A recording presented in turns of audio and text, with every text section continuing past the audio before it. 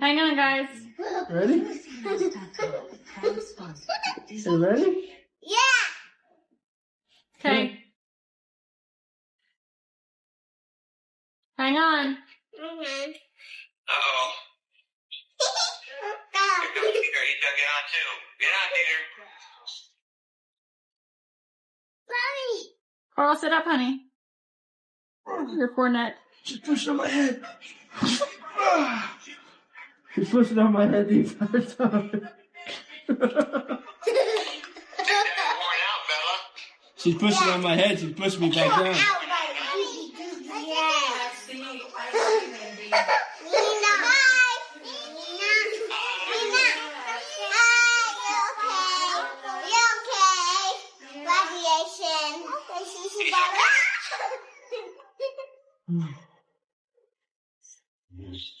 He's getting tired.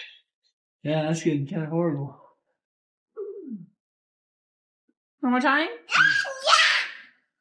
Welcome to The Hidden Verdict, the channel where every case pulls you further into the unknown. Hit subscribe and step with us into the darkest corners of the human mind.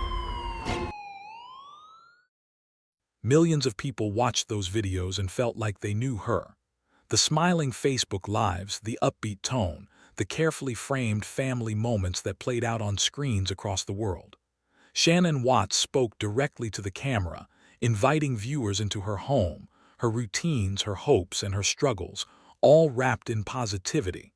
At the time, it felt harmless, comforting even. Just another mother sharing her life online, another family navigating work, kids, marriage, and dreams like so many others. Nothing about those videos seemed alarming. Nothing demanded concern. And that's exactly why this story begins there. Because when we look back now, knowing how it ended, the most disturbing part is what was hidden. It's what was right in front of everyone. The laughter, the reassurance, the way normalcy became a shield. Viewers saw confidence and strength, not exhaustion. They saw optimism, not pressure. They saw a family that looked whole, not one quietly cracking beneath expectations. The internet rewarded that image, reinforcing it with likes, comments, and encouragement that pushed the performance forward.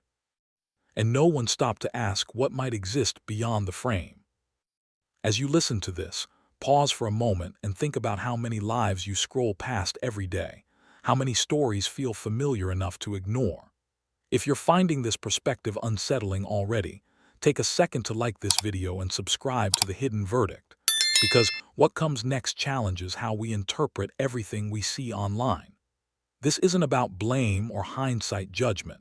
It's about understanding how easily perception replaces reality.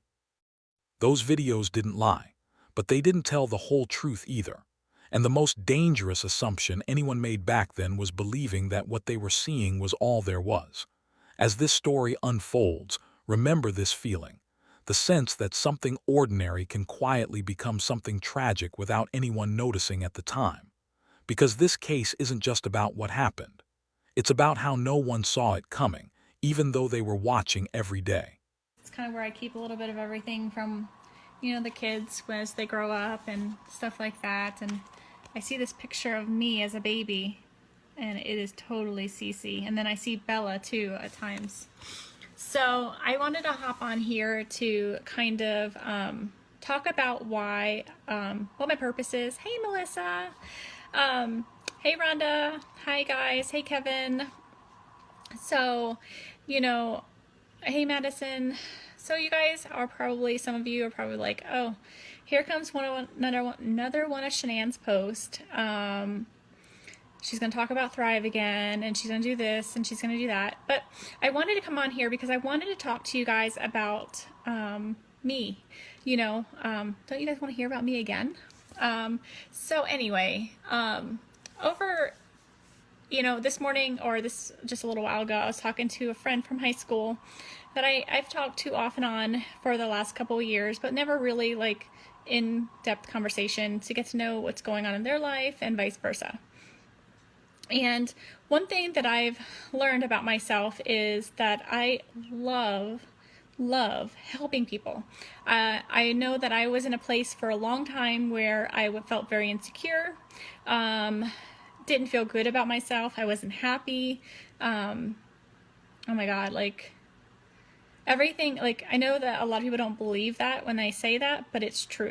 The camera always showed what it was meant to show. A smiling face, a steady voice, a sense of control. Social media has a way of rewarding presentation, and Shanann understood that better than most. The videos captured productivity, motivation, and resilience, moments designed to inspire and reassure. But cameras don't record what happens after the recording ends. They don't capture the pauses between breaths, the weight carried in silence, or the emotional cost of always having to be on. And that difference, between what the camera revealed and what it quietly concealed, matters more than anyone realized at the time. When viewers rewatch those clips now, they often point to small details. I like 4 or 5 pieces of ice cubes, like 3 or 4 pieces of ice cubes in mine. Can't smell it, but look. I'm so excited for you, Shanann. I'm gonna shoot you a message when I get off here. I just put the kids down. Don't mind me, guys. I'm in my pajamas already because it's bedtime. It smells good. Oh my God. Smell that. That's good. Christina says it tastes like my favorite ice cream. I'm so excited. I love green mint ice cream. It's my absolute favorite. And it's not just mint ice cream. Change in tone, a forced laugh, a look that lingered just a second too long. But back then, those moments passed without meaning.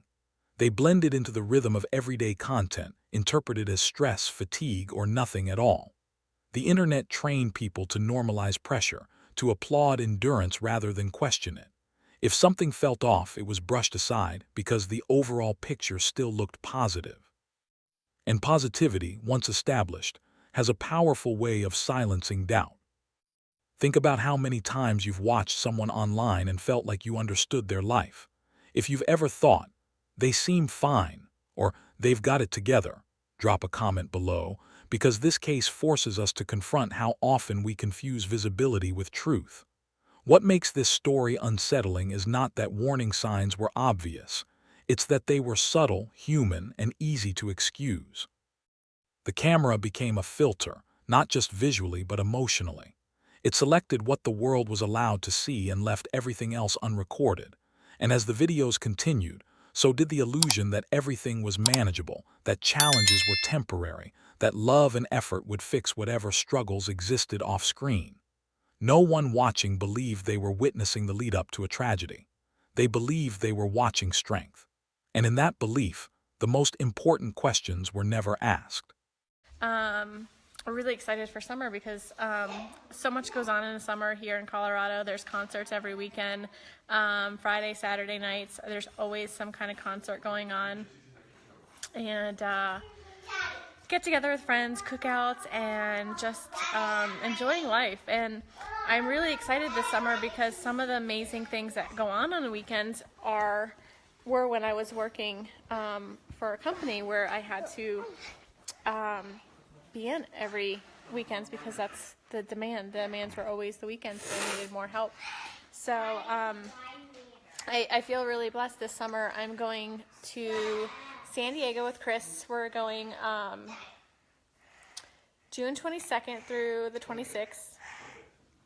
No, the 26th we come home at 1:30 in the morning. And then the 26th, that afternoon at 5:30 at night, Bella, Cece,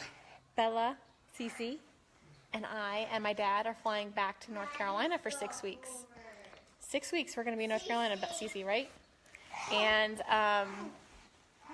we're going to go spend time with our families and friends and everything else. And then we're going to come back August 7th.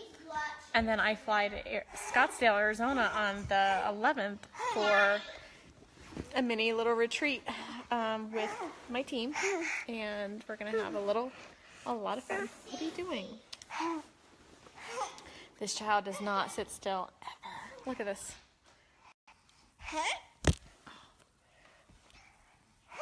Bella, say hi. Bella, say hi. And I really love the fact that careful, Cece, there's a table there. Child. day in the life with Cece. And just feel blessed that we can do that. We can travel the world.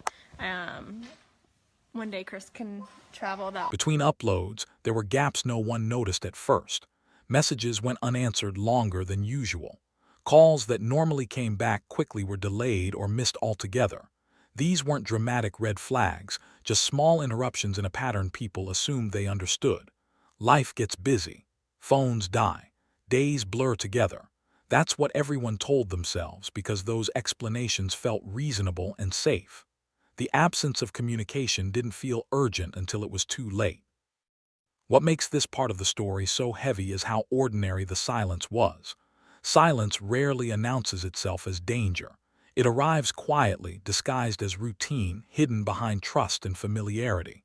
The videos had trained viewers to expect openness, so when that openness paused, no one panicked. They waited. They assumed everything would resume as usual. And in that waiting, something irreversible was unfolding. This is the moment where hindsight becomes cruel. Looking back, people search for meaning in timestamps, in last-seen moments, in the final exchanges that now feel loaded with significance. But at the time, those details didn't stand out. They were just part of a normal digital life. Messages sent, posts planned, moments deferred. If this realization is hitting you too, take a moment to share this video because the lesson here goes far beyond one case. It speaks to how easily silence can be overlooked when we believe we already understand someone's story. The space between what was shared and what wasn't grew wider, even as the online image remained intact. No dramatic announcement marked the shift. No clear signal warned that something was wrong. And that's what makes it unsettling. Tragedy didn't arrive with chaos or noise.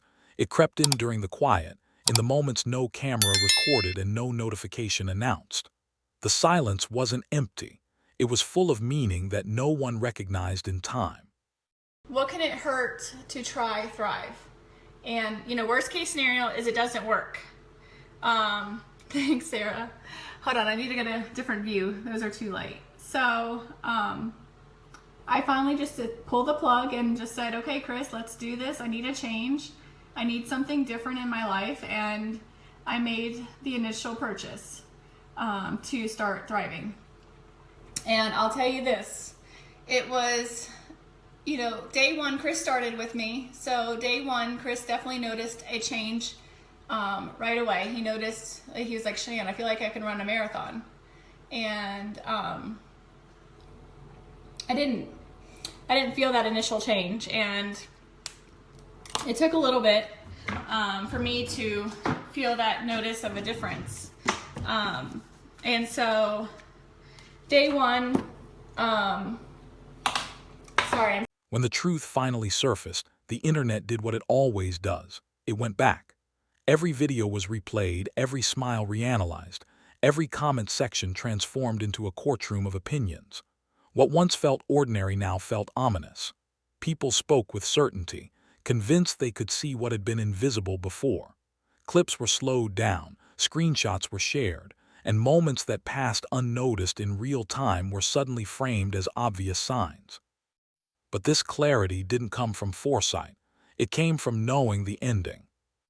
Public reaction moved fast, but understanding lagged behind. Attention exploded, yet meaning was still missing. The same footage that once inspired comfort now fueled judgment, speculation, and arguments about what should have been done differently. If you've ever caught yourself thinking, how did no one see this? Pause and hit like, because that question reveals how powerful hindsight really is. It makes the past feel simpler than it was, as if the outcome had always been inevitable. What rarely gets acknowledged is how unfair that lens can be. Most people living through ordinary days aren't scanning for tragedy. They trust patterns. They rely on consistency. The Watts videos didn't raise alarms because they didn't break expectations. They reinforced them. And when expectations feel safe, curiosity fades. As the story spread, the internet didn't just revisit the footage, it rewrote it. Context was replaced with conclusions. Complexity was flattened into certainty. But the truth sits somewhere in between. These videos weren't warnings disguised as happiness. They were fragments of a life being lived in public, incomplete by nature. And by the time everyone started paying closer attention, the chance to notice anything meaningful had already passed. What remained was a digital echo, replayed endlessly, offering answers that only seemed obvious after everything was already lost. The detail everyone missed wasn't dramatic, and that's why it matters. It wasn't a single argument caught on camera or a moment of visible fear. It was the slow normalization of pressure, the way constant optimism became an expectation rather than a choice. Shannon's videos showed strength, but strength repeated endlessly can turn into a quiet burden. The overlooked truth was not hidden in one clip. It was spread thin across many, visible only if someone had questioned why being okay always had to be proven. This is where the story shifts from footage to understanding. The videos weren't evidence of deception, they were evidence of adaptation. A life adjusted to what audiences respond to, what support looks like online, and what vulnerability is allowed to be. And when vulnerability is limited, silence fills the gaps. That silence didn't mean nothing was wrong. It meant something couldn't be said. If this perspective is changing how you see the case, take a moment to subscribe to The Hidden Verdict and share this story with someone who believes the truth is always obvious. Because what happened here wasn't about ignorance or neglect, it was about assumption. The assumption that visibility equals safety. The assumption that consistency equals stability. The assumption that tragedy announces itself clearly before it arrives. This story forces a difficult realization. Sometimes the warning signs aren't sharp enough to cut through daily life. Sometimes they're soft, familiar, and easy to explain away. Everyone watched those videos and everyone saw something real, but not everything that mattered. And that's the hidden verdict of this case. Not that the truth was invisible, but that it was quietly overshadowed by what people expected to see. We probably had, 15 hours of sleep the whole week. It's been fun. We got to mingle with our families and all our friends that we've created through Lavelle. It's been awesome to also see people that have been following me and were able to pull me out of a crowd and say, hey, are you Shanann? And it's been so awesome, so awesome that I've been able to inspire people like that. So we are grateful, extremely humbled, and blessed.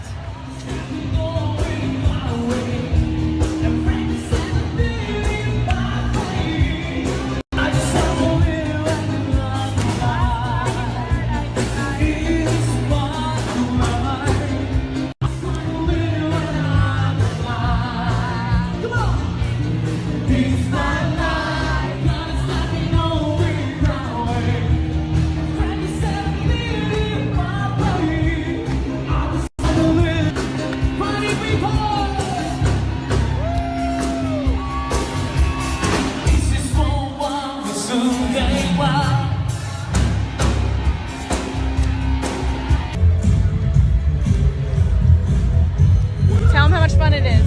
It's amazing. This place is nuts. It is phenomenal. We're gonna go have some fun. Get to hear what's coming out. It's absolutely exciting. Say hi, guys. What up? This is Cece downtown Denver, like cruising on Chris's shoulder.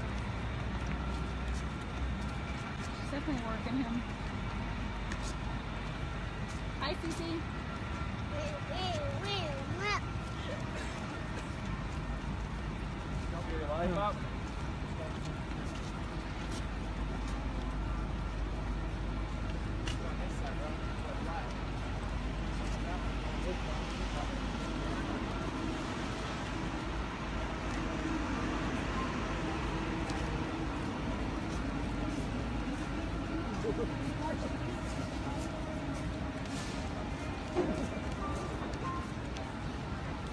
Cece's been taking a wear care on Chris's shoulders. Cece. Where you going, Belle? Come on, Bella. Yeah. Celeste. Hello. Come on, B. Bella's falling asleep too. Doesn't want to walk. Doing the crab walk. I'm sorry. Oh, torture your children. Make them walk downtown Denver. Poor kids. Poor daddy's shoulders. Cece.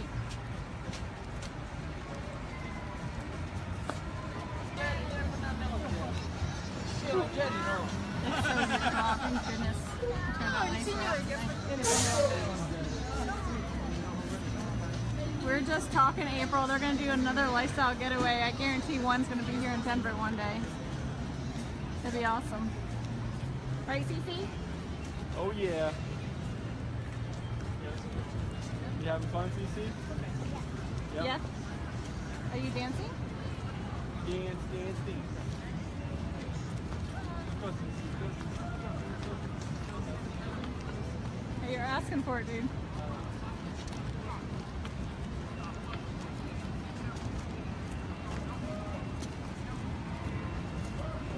Bella said Papa's her best friend.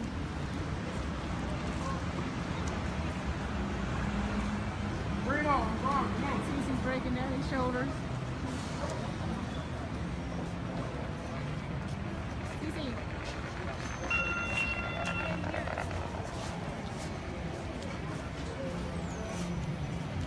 There's Mimi and Papa with Bella. And downtown Denver. So different when it's not late at night.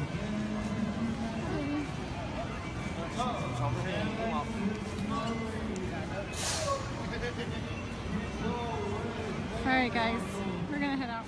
I think that's about it. Today's Sunday. Chris ran at 6 o'clock in the morning on a Sunday on his day off. What'd you do, 5 miles? Well, come over. So, you know, it's amazing what you can do with Thrive and how it gives you the energy and mental clarity. How are you watching and you're sitting right here? I'm right here. Weirdo. So Chris has lost a significant amount of weight since you started Thrive. How much? 50 pounds. And he's in a medium. He went from a 2X to a medium. And that was before, most of it was before Duo. Oh yeah, all of it was. And Duo is new. So, you know, filling in those nutritional gaps, helping your body, you know, feed itself with the premium nutrition, helps your body crave less. You definitely eat healthier. We haven't changed our diet. As you see, we've eaten banana bun bread this week. We've had brownies. And, you know, I'm sneaking in candy corn here and there. So, it's amazing. Thrive has a lot of benefits for everybody. Go Chiefs. Who won that game a couple weeks ago? I believe the Steelers won that game, if I recollect. Love you, Jess. What lingers after everything else fades is the realization that this wasn't a mystery hidden behind locked doors. It unfolded in the open, documented in real time, witnessed by thousands who felt connected without truly being close. The videos showed a woman trying to hold her world together, projecting reassurance not just for others, but perhaps for herself. And the detail no one fully grasped back then was how exhausting that constant reassurance can become when there's no safe place to let it fall. This chapter isn't about rewriting the past with accusations or certainty. It's about acknowledging how easily familiarity dulls awareness. When someone shows up every day looking strong, we stop asking how they're really doing. We accept consistency as proof that everything is fine.